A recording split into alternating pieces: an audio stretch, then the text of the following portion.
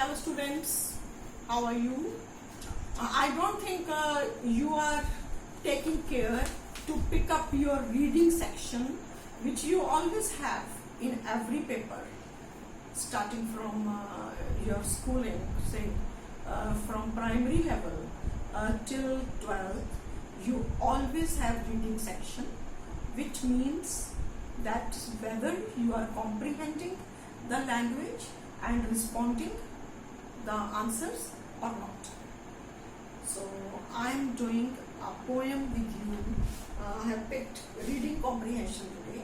I know you people generally ignore this section because you feel ये तो इसमें क्या करने वाला है ना, मैं कर लूँगा. But today I have picked up a poem and I'll make you understand first, because for poem you people don't bother that you should read and understand, or this is not a general reading for you. Otherwise for paras you try to understand, you infer the meaning, even if the vocabulary item is a bit tough, still you understand the meaning. I am reading out this poem, Woodman Spare That Tree. The poem is quite simple, but and we have MCQs. I'll send you this material on your WhatsApp group. You will send me the answers, simply picking up the answers 1, 2, 3 from the passage. You will send it to me and I'll send you the answers back. Woodman spare that tree. The poet is requesting the woodman that he must not cut that tree. Touch not a single bough. Bough is branch of a tree. In youth it sheltered me. The poet George Pope Morris has some personal experiences with that tree. He is personally attached to the tree. In youth it sheltered me and I'll protect it now. It was my forefather's hand that placed it near his cot. There, woodman, let it stand. So he is imploring, he is requesting the woodman that he must not cut that tree because it was planted by his forefathers, so that the coming generation should take care of it, should get the fruit of it also. The tree is always rewarding. He said that we used to sit under its shade. That placed it near his cot. There, woodman, let it stand. There, thy axe shall harm it not. Axe, thy is your, that your axe must not harm this tree. When but an idle boy, I sought its grateful shade in all their gushing joy. Here, too, my sisters played. The gushing joy is the spontaneous joy, the natural joy, which was overflowing. And they always had such moments along with his sisters, his family members. He had enjoyed under this tree. My mother kissed me here. My father pressed my hand. Forgive this foolish tear, but let that oak stand. Now he has named the tree that it is an oak tree.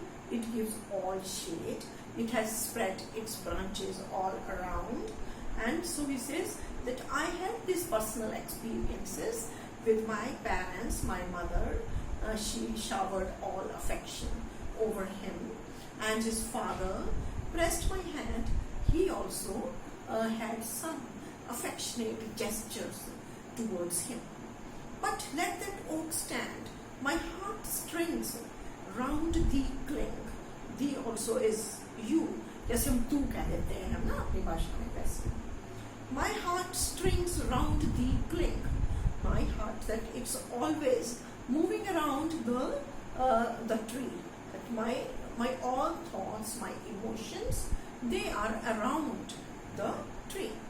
Close as thy bark, bark is the covering, ना, जो उसकी जो ऊपर की layer है ना. Old friend, this tree is for him an old friend, with whom he has so many thoughts and emotions clung with it. Close as thy bark, old friend, here shall the wild bird sing. Then the other part of our environment, the birds, the tree is also. And still thy branches bent. The branches were bent because the trees, the birds, they used to come and sit over it, and they had sang their songs. Old tree, the storm still brave. Now यहाँ से old tree. Now he is talking, he is addressing the tree that his bark close as thy bark. कि अब इतने close थे इसके प्रति जितनी की bark, जितनी की वृक्ष की छाल उसके साथ जुड़ी हुई है, कि जो ये the poet was attached, he was that much close to the tree. And still thy branches bent, old tree, the storm still brave, and he has braved all the storms.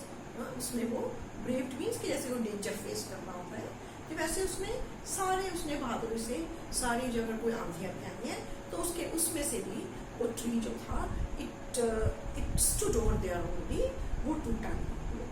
And woodman, leave the spot while I have a hand to save. Thy axe shall harm it not. तुम्हारी axe इसको please कोई नुकसान ना पहुंचाए. The woodman leave that spot. तो वो उसको he is imploring the woodman, the cutter of the tree, that you must leave this place, and because while I have a hand to save, because I am here to save this tree. He is so determined to save this tree. Coming to the questions, we have multiple choice questions for this. The poet wants the woodman to spare the tree because why? It yields valuable fruit, definitely. But this sometimes the questions are related to the topic, but they are not in the poem. You will pick the answers which are from the text of the poem or the ballad. The poet's father told him strictly not to touch. The tree has been poet's companion. He doesn't want that. Now you will pick the right answer. The poet had all companionship with the tree. The tree was planted by the poets. You will come to know from when you read you have already listened to the poem. The poet's father pressed his hand as a gesture of, it can be affection, anger, kindness, negligence. You should know, you will understand the poem. The poet will guard the tree with his eye, heart, hand, might. The text will tell you. The poet spent a lot of time in his boyhood, in the shade of his boyhood, in watering the tree, in looking at.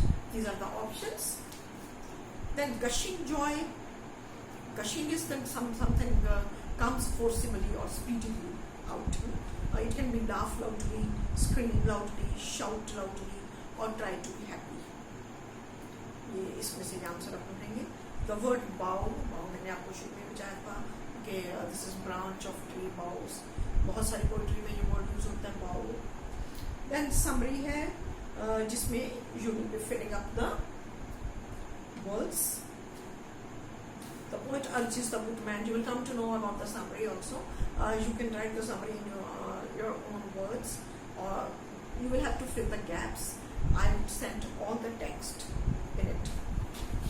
Coming to the next topic, we are picking up writing section also.